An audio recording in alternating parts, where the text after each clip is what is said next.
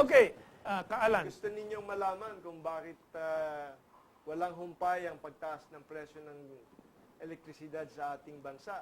Makinig po tayo kay Jojo Borja at kay Ka Mentong Laurel. Okay. Kanina, finish yung dyaryo na dala ko. Kasi, itong laro nila sa kuryente, good cop, bad cop. Maraming ganyan laro sila. Actually, si Sergio Osmeña supported Noynoy in 2010 election. Pero ngayon, sinasabi niya, lousy managers don't deserve extra powers. Kinakalaban niya si, kunwari, si Noynoy on emergency power. But as Jojo says, in the end, all these players want emergency powers, for different reasons. This the same reason, privatization. Privatization ang dulo. For example, when we were off the air, we were discussing, Jojo was explaining. Si Petilla wants to use the emergency power to lease power plants. Sabi niya, short term daw. For a need next year. Bakit magli-lease ka lang for a short-term problem? Why is this not going to be a long-term problem? Why not set up the power plants government can run? And in the first place, how did it arise? Sabi nila sa EPIRA, this precisely to prevent this kind of situation. 14 years na yung EPIRA. Bakit may emergency pa? Kumbaga, parang na-good time ang taong bayan.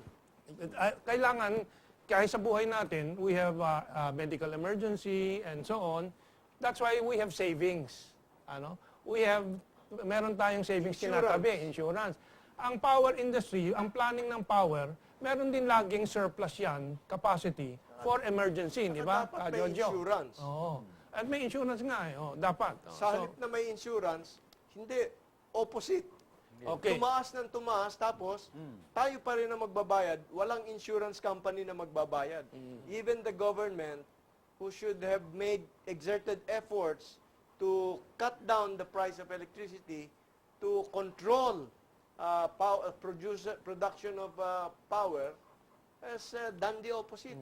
Well, or has done nothing. Concerning the government's role nga, ang problema ang gobyerno natin, it's not performing as the Constitution provides, for the welfare of the people. So, panahon ni Ramos, panahon ni Cory, may power crisis. The Dark Ages nga tinawag. Panahon ni Ramos, may blackouts, kaya nga nagpirma ng independent power producer.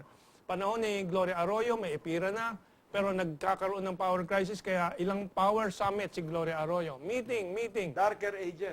Darker ages. Dumating si Penoy, yung Mindanao Power Crisis, nag-summit din, nag-meeting. Darkest age. Wala pa rin. Kasi... It is documented that the power crisis of Mindanao in 2012 was man-made. I will again debate with Sergio Osmeña and the people in the Department of Energy. It was man-made. You're going to take the cudgels for Juan de la Cruz? Yes, because I am from there and in Mindanao, and I see how they invented the power. My God, I'm saying these things, but I can prove it. They invented the power emergency crisis. Emergency crisis. Yes. So it's deliberate. It was deliberately done because they want to complete the privatization of the entire country para wala na silang kompetensya sa gobyerno. Deliberately done consistent with the EPIRA law. EPIRA law. In other words, those who crafted the EPIRA law had an idea of this situation. That's Yes. right. Who crafted the EPIRA law? It was not the senators or congressmen. Who? They did not know anything about it. Who? It was Meralco. Sergio Osmeña and the people around him, the people in the business. Let's expose some more names. Ang consultant ng mga Lopez, si Butch Abad, si Dina Abad. Sino? Butch Abad and Dina Abad. They were the ones who were doing the writing. Dina, asawa ni Butch Abad, na naging energy chair naman sa House. Nagpapatintero din doon. Now, if you go back to 1998, 99, 2000, you will find the name of somebody advocating the EPIRA and the privatization. Marcos Rodlauer, R-O-D-L-A-U-E-R. He was the resident representative of the IMF in the Philippines. So, IMF, World Bank ang nasa likod, ADB, ng EPIRA. In 2001... At hindi nababago yung EPIRA. At ito nagpapabigat sa pasanin ng taong bayan. That's right. Yes. In 2001, after EDSA 2, di may krisis. So, ang World Bank at ADB May nag-allocate crisis na as designed. as designed. No. Ang World Bank, tapusin ko lang ito, nagdanggal ng $300 million loan kay Gloria Arroyo. Ipasa mo ang EPIRA, itong loan, makukuha nyo.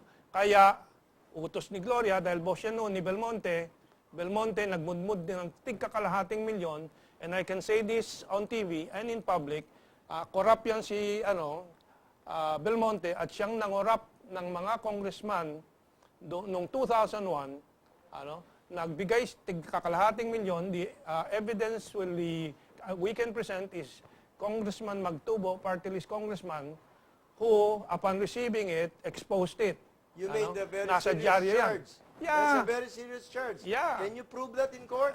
Charge me with libel. Tell Belmonte to charge me with libel. You're willing Di to ba? go into public debate with Speaker Belmonte on this? Si Belmonte ang umiiwas sa akin kung nagkakaharap kami. Are you challenging him now? I have challenged him for the past 10 years. It is common knowledge that who was that congressman who returned 500? Magtubo. Said, I voted no. But binigyan pa rin ako ng balato ng 500,000. That was all over Sino the nagbigay newspaper. sa kanya? Well, he got it from the office of Belmonte. Okay. Pinapatawag And that he sila. wanted to There return is it. public statement to this effect. It's in the newspapers. It's in the How newspapers. come that tuwid na dandan has not Because investigated this? he and his family, lahat sila, part of the conspiracy to swindle the people consistently. Magagalit taong bayan dyan. Dapat. Yun ang hinahanap namin. Ang problema, ang utak nasa entertainment, sa skandalo, kung ano-ano. No. Focus on programs like this, di ba? Attorney, the EPIRA was followed, they just followed the California deregulation law in the early 1990s. Yung ENRON, maalala nyo? Exactly the same. Gaya-gaya, putumaya tayo. Okay. Now, so we copied it. But before we implement it, after we pass it into law in 2001, when it was, before we implemented it, the California deregulation law became what is commonly called now as the California deregulation disaster. That's why if you Google California deregulation disaster, it is exactly what happened Yun yung EPIRA. sa EPIRA. Oo. Pero ang nangyayari, tayo naman mga Pilipino, yung mga grupo ni Celso Peña, they learn on the mistakes of the California deregulation and implemented it correctly With modification. na For their sila ang purpose. kumita, ang mga tao ang naging Pero, There's something wrong here. The word deregulation. No? Para gamitin ito ng mga mambabatas sa batas, ay merong dapat maunawaan ng taong bayan dito. Kasi ang paggawa ng batas, that is the exercise of police power. Police power along with taxation, eminent domain. Police power is the most vast power of the government. And the keyword for police power, for the benefit of the people, is regulation. Eh, sinasabi nyo, deregulate, Deregulation. that is the opposite of police power. In other words, the people of the Philippines have been victimized with police Maybe. power You're the lawyer. used by private interest. Yeah. Okay. May I add? Kasi in police power, public interest should prevail over private. Yeah, That is why privatization is anti-people. Yeah, that's why I wanted to add sa history ng California deregulation. Ang kumpanya na gumawa nun, ENRON. Yan nagresulta din ng napakataas ng... Napakalaking skandalo. Napakalaking skandalo. Nag-collapse ang finances ng California. So nagkaroon ng investigasyon, nagkakaso, kahit sinuportahan pa ni Bush, natuloy yung kaso, nakulong yung presidente, si Ken Lay. And eventually, he was found hanging in his cell sa prison. Either nagpakamatay or may pumatay sa kanya. Now, it is important to note that this was already exposed in the States as a failure bago sinimulan ang EPIRA. So, may plano yon kasama ang ilang mga American companies. One of them, Miran. Miran controlled 50% of the IPPs. Alam ba ni Senator Serge Osmeña yan? Alam niya yan. Tapos kahit alam niya yan, pinipilit pa rin niya yung posisyon niya. Kaya mo siya hinahamon? Yes. Well, Hindi maganda. yung ating mga naghaharing uri naman, sabuatan sila eh. They are in conspiracy to swindle the people, ano?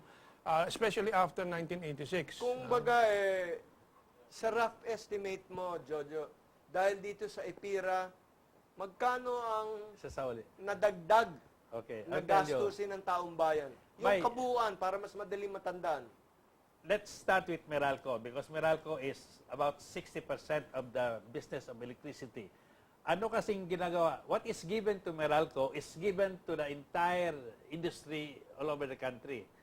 Pag magdagdag ng piso dito, magdagdag ng piso din. Gaya-gaya ng lahat eh. It is Meralco with the muscles and the lobby. Mahilig yan sa ERC. Nakukuha lahat nila anong gusto nila. Ibig sabihin, yung ERC hindi para sa taong bayan? Yes, I can say that. But now, there is... ERC is Energy Regulatory Commission. Yes, but there are now areas in the ERC that are beginning to think otherwise. Nagiging pro-people na sila. Okay, that's why we will encourage them. But where were we now? You're talking about the new commissioners, no? May bago sa Yes, ERC. yes. So, magkano yung na dagdag sa pahirap kay Juan de la Cruz? Okay, Sa you're saying, kabuuan. okay. You started with Magkano Meralco. yan? Ano ba ng amount na yan? I estimate if ERC now, the new ERC will do their job, okay? Because it's all documented. The overstatement, all the overpricing by 500 to 942% of the assets that we are being bought by Meralco but charged to us. They overprice it by as much as 942%. Alam mo ba, ang negosyo ng kuryente is, bibili ka, pagkatapos, kapital mo daw, pero uutangin mo, and you are allowed to make 12%, now 18% over it. Imagine, if you buy an equipment for 37.5 million, but then you overprice it to an amount of 214.5 million for one equipment and pass it on to the consumer, he pays for 214 million, 18% of 214 million, instead of paying only 18% of 37.5 million. And which government agency is supposed to correct that? ERC. Did they correct that? They did not correct it. They were No, either during fooled. whose time was this? Can you name names? After EPIRA. Yeah, After EPIRA. during the time of Albano, and now Ducot. Dukot. They just continued it. Okay. I think it's Okay. May I add, Yes. Ano may, yan? Yung overpricing. Jojo, I just want to respond to the question, magkano na ang nawala sa taong bayan? Number one, aside from the $18 billion na utang na hindi na wipe out after 14 years of privatization, no? Of EPIRA. The cost niyan sa atin. So that's roughly around 800 billion pesos, halos 1 trillion. Yung tubo pa ng mga kumpanyang yon na nag-privatize, no? Let's say, assume another 1 trillion. That's 2 trillion already na inilabas natin sa bulsa natin na walang bumalik. Ano? Puro doon. I'll give you an example. I mentioned Miran, the American company. In one Senate report, sometime in 2003, 2004, no? Ang Senado mismo ay nagsabi, one of the companies of Miran, ano, ang kanyang net profit, ano, was 92%. In other words, wala siyang ginastos, ano, except taxes and so on. And he made everything. All the money that government paid to it was all pure profit. Ano? Dahil sa take or pay provision. And Mirant is one of those companies who earned that much. Ano? So, trillions ang nawala sa taong bayan. So, bukod dun sa trillions Trillions ang nawala sa taong bayan. na dapat hindi natin ginasto. Dapat hindi natin kaya ginastos. talaga maghihirap ang taong bayan. Kaya naghihirap. Tapos na ba? Hindi, tuloy nga. Tuloy-tuloy yun. Tuloy-tuloy yan. Tuloy-tuloy. Hanggang So, nandyan ang EPIRA at ang privatization nandyan. Naku, mga At gusto kababayan, nga, napakahirap gusto pa pala ng nga, sitwasyon. I'm telling you, attorney, that if ERC will be true to its word, they're saying that Meralco must refund from 2007 up to 2014 ongoing. Pag i-refund niya amount na yan, the How people much? who will How much? the people will end up owning Meralco. Oo. Is that amount? Ang alam ko, binili na ni President Marcos yung Meralco noon eh. Sa Ah, gamit yes, ng taong yes. bayan, Oo. pera ng taong bayan. Di ba? Oo. Sinoli lang ni Cory. President Ni Cory. Cory. yan eh. Now, another way to highlight yung lugi ng taong bayan. Kung sa planta nila Jojo Borja sa Iligan noon, ang kuryente nyo, let's say before this latest, 5 pesos per kilowatt Yes, hour. up to 2013, May of 2013. 5 pesos per was kilowatt. 5 pesos. Ang customer base nila, 60,000 customers lang. Eh, ang Meralco, halos 6 million ang customers. Yes. 11 pesos per kilowatt hour. Eh, What was the difference of the cost in producing a kilowatt hour in Luzon, in Meralco, and a kilowatt hour in Mindanao? Okay. The difference was only 2 pesos and 50 centavos. Yung pato na 250 na dapat 22 centavos lang. Okay? Mindanao should have been 3 pesos, like Vietnam, per kilowatt hour. Pinatukan, dinagdagan ng 250, naging 550. Okay. Luzon, the difference between Mindanao and Luzon in the cost of Generation. electricity is the generation, the GENCO cost, yung power cost, yung Generation charge. Generation cost is 5 pesos per kilowatt hour. Okay, kasi diesel eh. Dapat sa Mindanao, 22 centavos lang, pero pinatungan ng 250 na 250. So the difference now is 250. Okay. The difference between Meralco and Iligan Light should have been only 2 pesos and 50 centavos. If Iligan Light was 5 pesos in 2013, Meralco should be only 750. But they were charging 11 pesos per kilowatt hour. Up to now? Up to At now. the time. Hindi, even up to now, 11 more or less. Maybe, Up to 13 pesos. Nagpa-fluctuate yan. fluctuates. Pero sa Mindanao, is only now, Depende sa city. mahal na ngayon. Magkano Kasi na pinataas na. Illegal city is almost 10 pesos. They did something to it. mas mababa pa rin kaysa Maynila. Yeah, mas but mababa. that 10 pesos is... May connection ba yung Bangsamoro Law dun sa privatization ng power plant sa Mindanao? wala. Ang the only relevant provision doon sa Bangsamoro Basic Law is that Bangsamoro will have their own power system, free of this. Medyo magulo yan. Magulo yan. But we're on the closing side. Yeah, I know. Let's not go to that first. Let's go back to 2013 when Iligan was 5 pesos per kilowatt hour, including generation, transmission, and distribution. Okay. The economies of scale, like for example, Manila, Meralco should have been less than Lower. 5 pesos. Should be lower. Dagdagan mo lang yung Manila ng 250, 750, okay, without even mentioning the economies of scale. So it should be about 6 pesos, Manila. But they were selling at 11 to 12 pesos. So there is a difference. That is the question I asked Osmeña. Bakit dito sa Mindanao ay 5 pesos? Bakit yan sa Meralco ay 11, 12 pesos? Sige. Ano ba? Ang diferensya nila, ang cost of production ng 250 lang. Why? Explain. They cannot answer. There are questions we ask Osmeña that he cannot answer. Ka Mentong, Yeah. parting shot. Well, salamat kay Kaalan. This is a crucial week kasi itong emergency power nga and you gave up the time for us to explain this. No? So, we just have to keep on fighting. Ka Jojo. Yeah, let's be very careful about these emergency powers because they might just order the sale of the power plants in Mindanao plus the 2,700 megawatts still available hydropower that can be produced in Mindanao. They are keeping that for themselves. Okay?